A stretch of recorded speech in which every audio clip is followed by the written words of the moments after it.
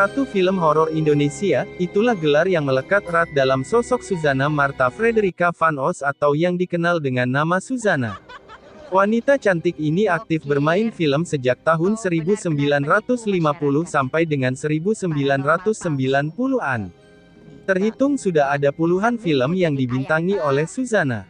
Meskipun tak selamanya bermain dalam film bergenre horor, tapi image sebagai ratu film horor Indonesia membuat film-film horor yang dibintangi oleh Suzana lebih laris dibanding genre film lain yang pernah diperankannya. Aktris berbakat yang menutup usia pada tahun 2008 ini tetap menjadi legend hingga saat ini. Bahkan, beberapa film almarhumah masih sering ditayangkan di stasiun TV nasional. Apakah Anda salah satu fans Suzana? Mari kita bernostalgia dengan mengenang 10 film Suzana terbaik sepanjang masa ini.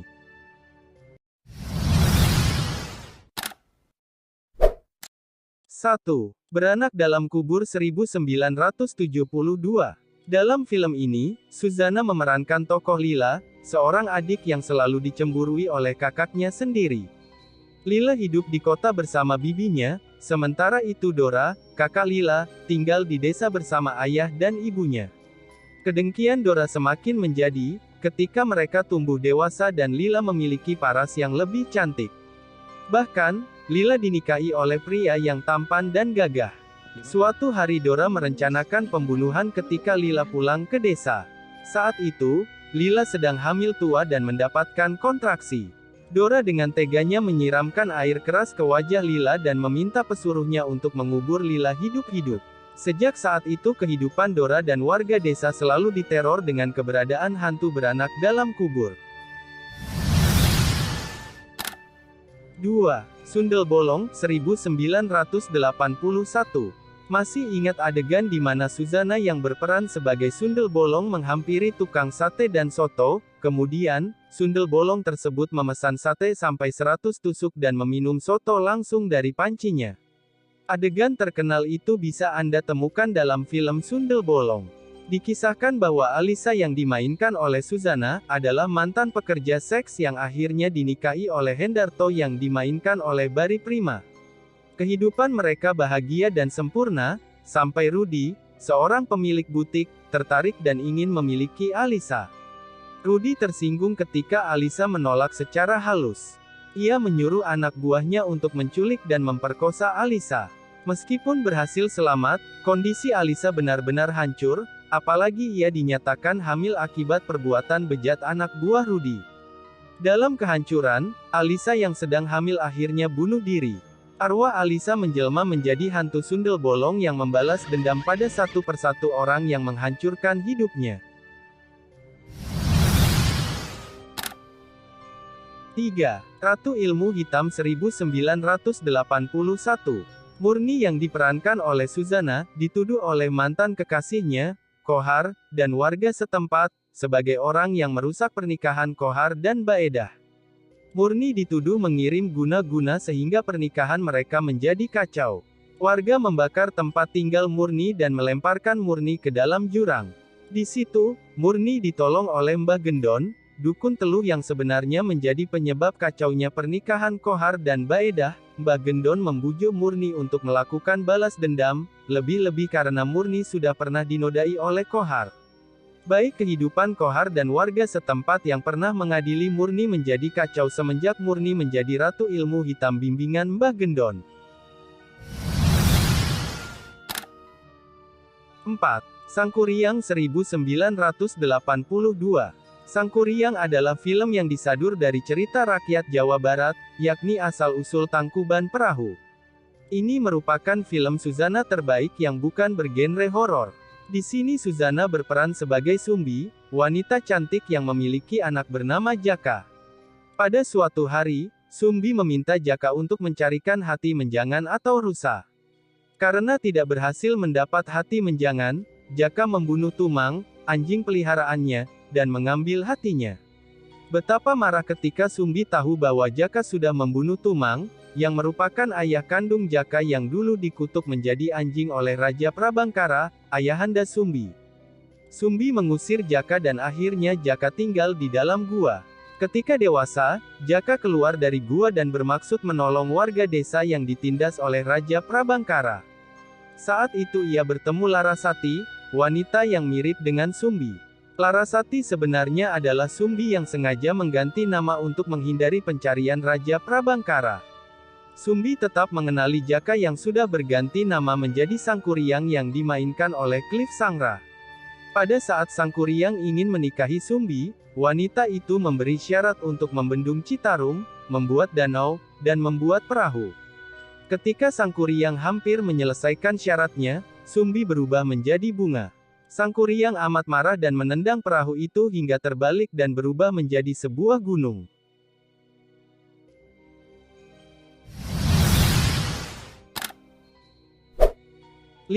Perkawinan Nyi Blorong 1983. Dalam film ini, Suzana kembali dipasangkan oleh pria yang menjadi suaminya, yakni Cliff Sangra. Suzana berperan sebagai Nyi Blorong yang merupakan anak dari Nyi Roro Kidul yang dimainkan oleh Ade Irawan. Kecantikan Nyi Blorong membuat banyak lelaki hebat memperebutkannya. Prabu Dewata Cengkar dan Pangeran Tejo Arum yang dimainkan oleh Cliff Sangra, bertanding untuk mendapatkan Nyi Blorong. Namun, dari awal Nyi Blorong memang mencintai Tejo Arum sehingga mereka sepakat untuk mengelabuhi Dewa Cengkar. Pernikahan antara Nyi Blorong dan Tejo Arum pun terjadi. Dewa Cengkar yang mendengar hal ini marah dan bermaksud membalas dendam dengan bantuan Banyugeni, Ratu Buaya. Saat Tejo Arum hampir kalah dengan Dewa Cengkar, Blorong melempar telur ke arah Tejo Arum yang dapat mengubahnya menjadi raksasa untuk mengalahkan Dewa Cengkar. Sayangnya, meskipun berhasil mengalahkan Dewa Cengkar, wujud Tejo Arum tidak bisa kembali seperti semula. Ia harus menjalani waktu 350 tahun untuk bertapa agar dapat kembali ke wujud asalnya.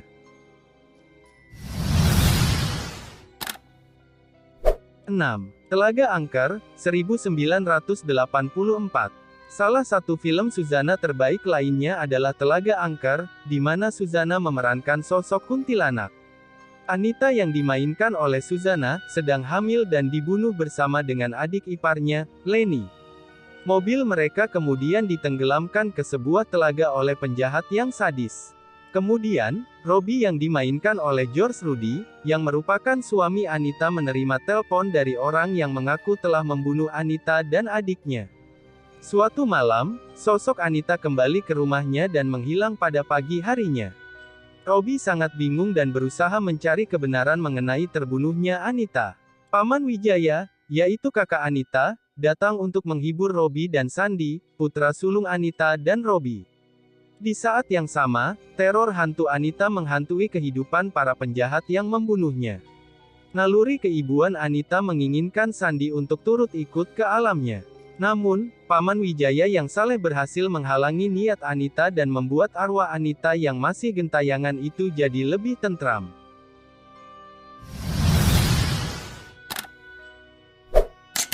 7. Malam Jumat Kliwon, 1986. Malam Jumat Kliwon dibuka dengan kisah wanita yang sedang hamil tua dan mengalami kontraksi. Wanita itu bertingkah seperti orang kesurupan dan kehamilannya pindah ke punggungnya. Kemudian, bagian perut yang pindah ke punggung itu meletus dan mengeluarkan bayi.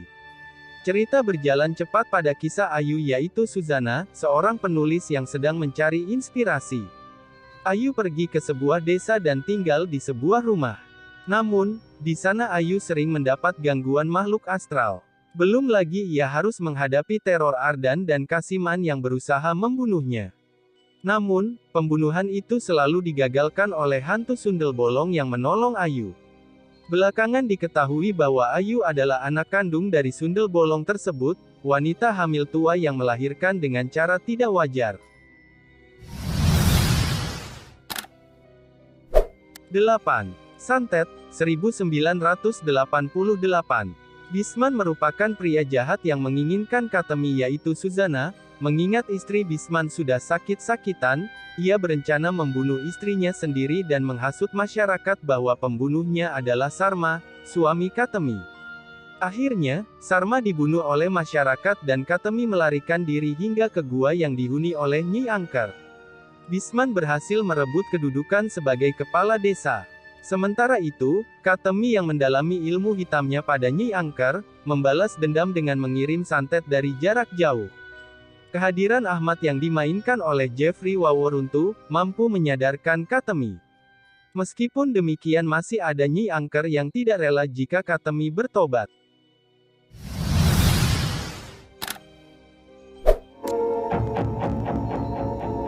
9. Malam Satu Suro, 1988. Di antara sekian banyak film Suzana terbaik, Malam Satu Suro merupakan film yang menurut banyak orang adalah film yang paling terkenal. Suketi yaitu Suzana, adalah sundel bolong yang telah menjadi manusia dan menikah dengan Bardo yang dimainkan oleh Fendi Pradana. Kehidupannya sangat bahagia terlebih Suketi memiliki 2 orang anak dari pernikahan tersebut. Sayangnya, saingan bisnis Bardo yang bernama Joni ingin menghancurkan keluarga Bardo. Paku di kepala Suketi dicabut sehingga ia berubah kembali menjadi sundel bolong. Puncaknya, anak buah Joni menculik Preti, anak bungsu Suketi, dan tidak sengaja membunuh Preti. Di sini, hantu sundel bolong Suketi mulai membalas dendam dengan membunuh satu persatu orang yang menghancurkan keluarganya. 10. Perjanjian di Malam Keramat, 1991. Film ini disutradarai oleh Sisworo Gautama Putra, sutradara yang juga membuat film-film Suzana lainnya, seperti Nyi Blorong, Telaga Angker, Malam Jumat Kliwon, sampai Malam Satu Suro. Sinopsis film ini menceritakan tentang Kartika yaitu Suzana, yang menjadi hantu karena dirinya, suaminya Hendro yang dimainkan oleh Cliff Sangra, dan kedua anaknya dibunuh oleh pesaing bisnis Hendro. Satu persatu komplotan yang membunuh Kartika dan keluarganya mulai dihabisi oleh arwah Kartika. Arwah Kartika sendiri mendapat kekuatan karena ia dapatkan dari arwah narapidana kejam yang gemar membunuh. Itulah 10 film Suzana terbaik yang harus ditonton ulang bagi kalian yang rindu suasana masa lalu. Semoga video ini bisa menjadi hiburan Anda jika ingin bernostalgia dengan karya-karya dari Ratu Film Horor Indonesia. Namun, beberapa film di atas hanya khusus dewasa saja. Jadi, sebaiknya cermati dulu sebelum mengajak anak di bawah umur menonton film ini. Terima kasih.